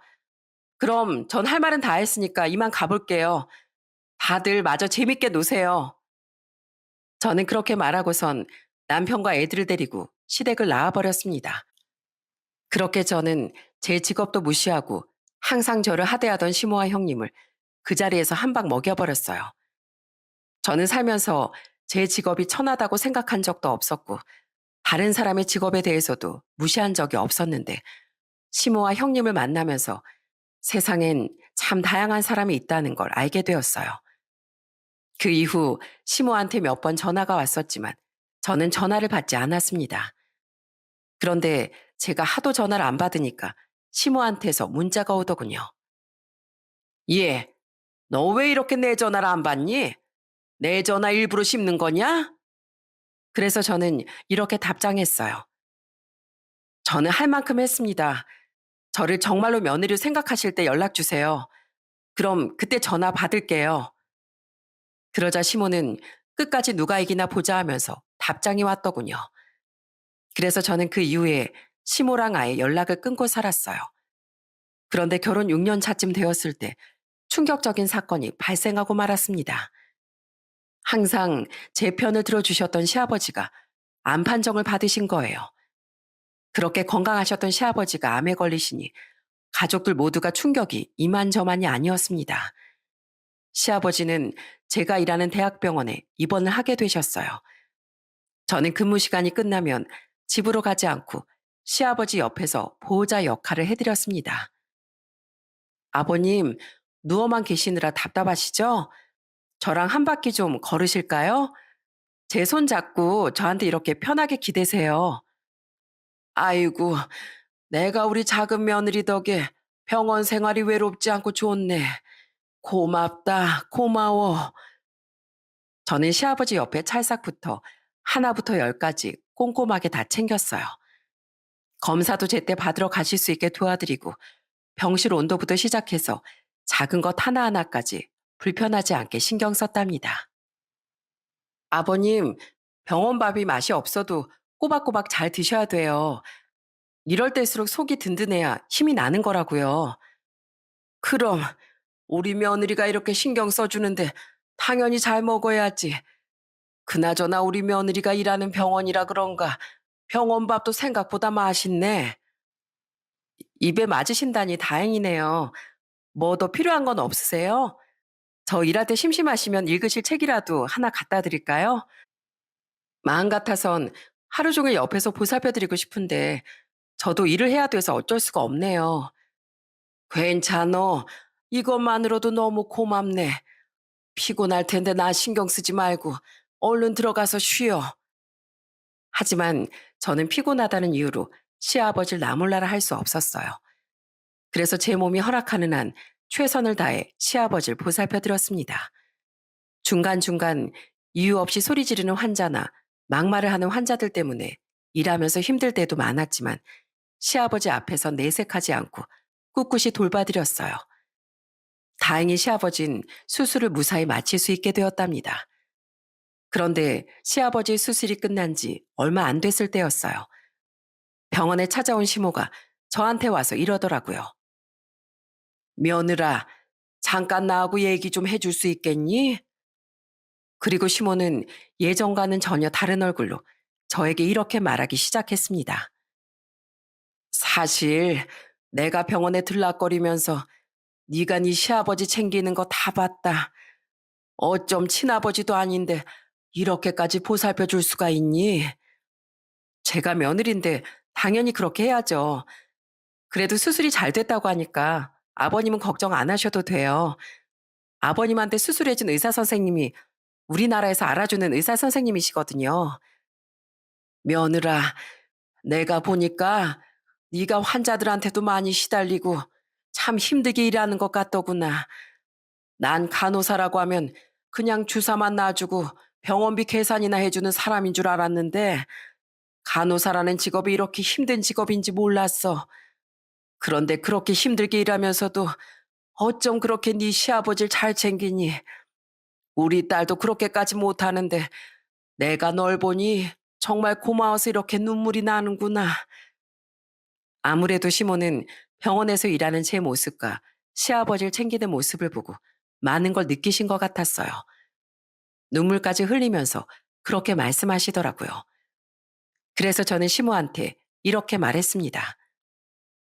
그거야, 아버님은 제 남편의 아버지시고 우리 시댁 식구들의 중심이시니까 그렇죠.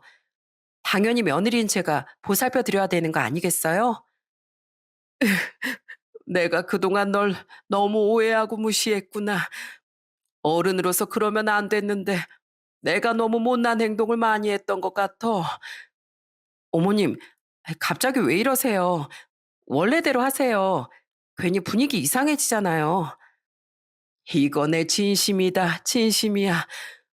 내가 다시 너한테 그런 못된 짓을 하지 않으마. 여태까지 너한테 못살게 굴었던 거 사과할 테니까 한 번만 용서해다오. 시어머니는 그렇게 눈물로 제게 사과를 하셨습니다. 결국 저희 시아버진 수술이 잘 끝나 퇴원을 하고 다시 일상생활을 할 수 있게 되셨어요. 그리고 저희 시댁의 분위기는 그 전과 180도 달라지고 말았습니다. 시아버지가 퇴원하신 후 처음으로 시댁에 모였는데 형님이 시어머니한테 신발을 사다 주신 거예요. 어머님, 제가 어머님 드리려고 신발 사왔어요. 진짜 예쁘지 않아요? 그러자 시어머니는 그 신발을 형님한테 확 던져버리시더군요. 야, 지금 이깟 신발이 문제야? 너 이번에 네 시아버지 병원에 입원했을 때 병원에 몇 번이나 왔어?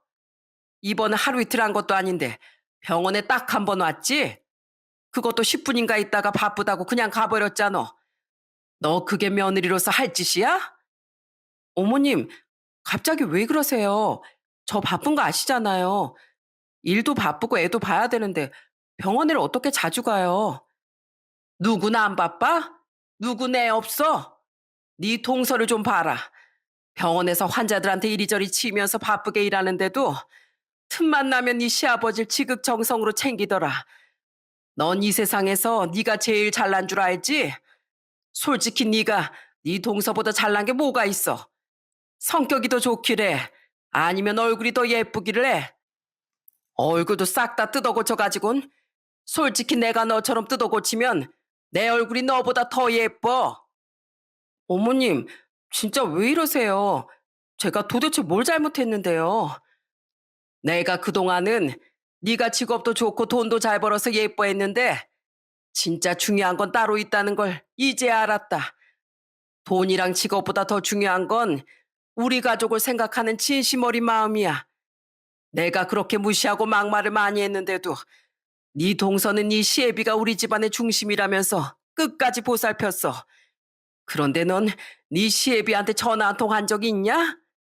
그건 그냥 제가 전화하면 아버님이 불편하실까 봐 그랬죠.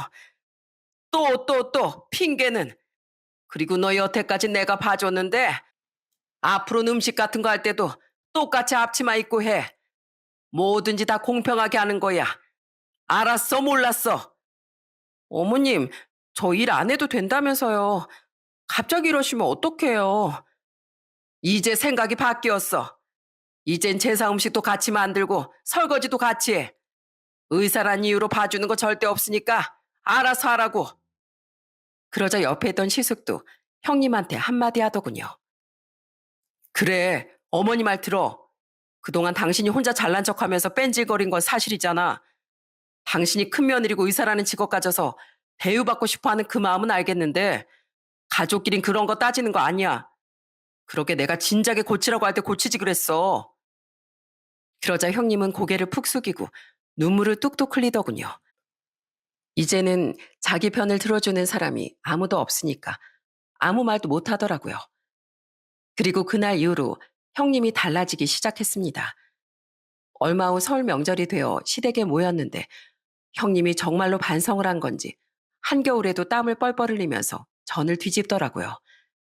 저는 그걸 보고 너무 웃겨서 피식 웃음이 나왔답니다. 형님, 전 뒤집을 땐 타이밍이 중요해요.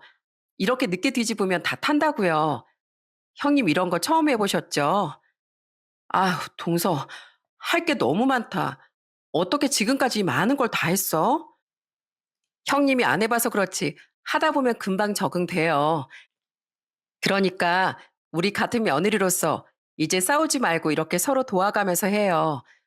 생각해보니까 저도 형님한테 그동안 너무 대들고 막말한 것 같아서 죄송해요. 아니야, 내가 미안하지. 내가 너무나 똑똑한 것만 믿고 개념 없이 행동했던 것 같아. 그나저나 주방 일이라는 게 힘들긴 하네. 난 아무래도 익숙해지려면 한참 남은 것 같다.